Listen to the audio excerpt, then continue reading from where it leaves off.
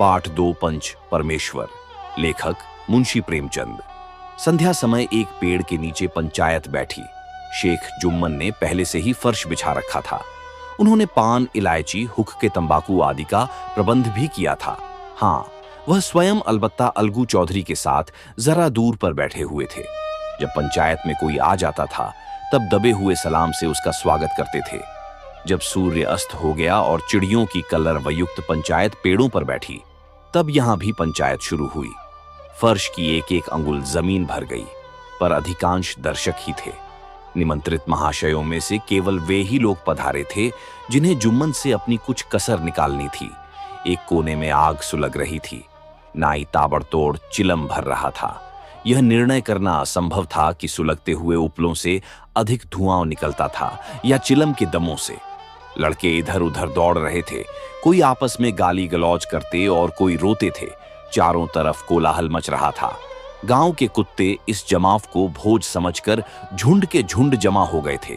पंच लोग बैठ गए तो बूढ़ी खाला ने उनसे विनती की, पंचों, आज 3 साल हुए मैंने अपनी सारी जायदाद अपने भांजे जुम्मन के नाम लिख दी थी।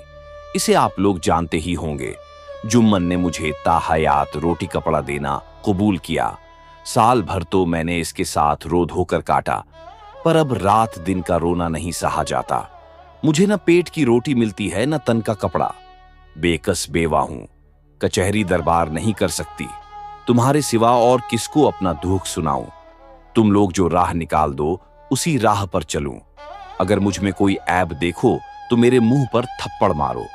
जुम्मन में बुराई देखो तो उसे समझाओ, क्यों एक बेकस की आह लेता है। मैं पंचों का हुक्म सिर माथे पर चढ़ाऊंगी। रामधन मिश्र, जिनके कई असामियों को जुम्मन ने अपने गांव में बसा लिया था, बोले, जुम्मन मियां, किसे पंच बत्ते हो? अभी से इसका निपटारा कर लो, फिर जो कुछ पंच कहेंगे वही मानना पड़ेगा। जुम्मन को इस समय सदस्यों में विशेषकर वे ही लोग दीख पड़े जिनसे किसी न किसी कारण उनका वैमनस्य था। जुम्मन बोले, पंचों का हुक्म अल्लाह का हुक्म है। खाला जान जिसे चाहें उसे बदें, मुझे कोई उज्र नहीं। खाला ने चिल्लाकर कहा, अरे अल्लाह के बंदे, पंचों का नाम क्यों नहीं बता देता? कुछ मुझे भी तो मालूम हो। जुम्मन ने क्रोध से कहा, अब इस वक्त मेरा मुंह न खुलवाओ। तुम्हारी बन पड़ी है, जिसे चाहो पंच बदो। खाला जान जुम्मन के आक्षेप को समझ गई। वह बोली, बेटा, खुदा से डरो। पंच न किसी के दोस्त होते हैं न किसी के दुश्मन। कैसी बात कहते हो? और तुम्हारा किसी पर विश्वास न हो तो जाने दो।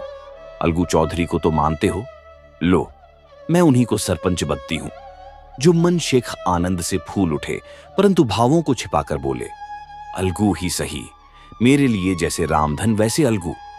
अलगू इस झमेले में फंसना नहीं चाहते थे। वे कन्नी काटने लगे। बोले, खाला, तुम जानती हो कि मेरी जुम्मन से गाढ़ी दोस्ती है।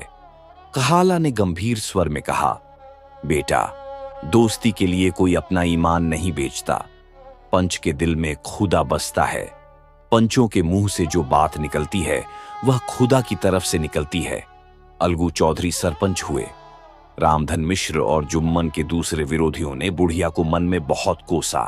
अलगू चौधरी बोले, शेख जुम्मन, हम और तुम पुराने दोस्त हैं। जब काम पड़ा तुमने हमारी मदद की है और हम भी जो कुछ बन पड़ा तुम्हारी सेवा करते रहे हैं।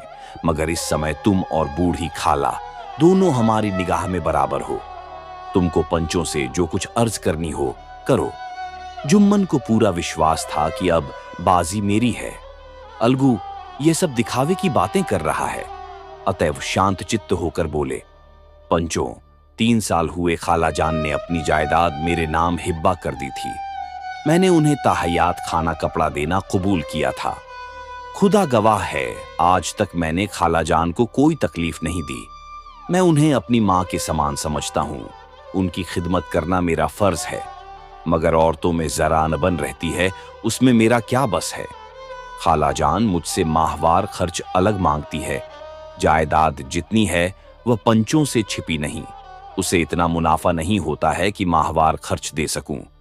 इसके अलावा हिब्बा नामे में माहवार खर्च का कोई जिक्र नहीं तो मैं भूल कर भी इस झमेले में न पड़ता। बस मुझे यही कहना है। आइंदा पंचों का अख्तियार है, जो फैसला चाहें करें।